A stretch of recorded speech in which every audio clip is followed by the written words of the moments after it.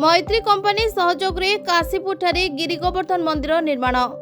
रायगड़ा जिला काशीपुर अंचल गौड़ समाज अनेक दिनर दाबी पर मैत्री infra and mining private limited द्वारा स्वेच्छाकृत भाव गिरी गोवर्धन मंदिर संपूर्ण निर्माण समापन कार्य और मंदिर प्रतिष्ठा कार्यक्रम हो जाइछि।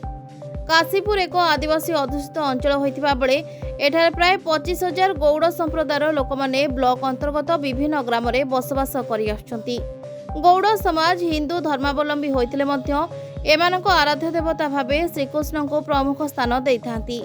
हेले राजराजुड़ा समय अंचल प्रति एही संप्रदायर भूमिका गुरुत्वपूर्ण रहितिले हे संप्रदायर अनेक दाबी पर मध्य गिरी गोवर्धन मंदिरटीए निर्माण होई पार नथिला।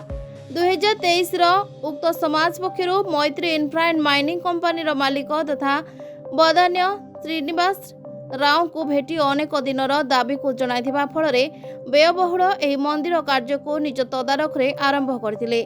मंदिर रे प्राय 5,000 श्रद्धालु उपस्थित थिले। रायगड़ा जिल्लारो कृष्णचंद्र पाणिग्राही को रिपोर्ट, नाउ ओडिशा।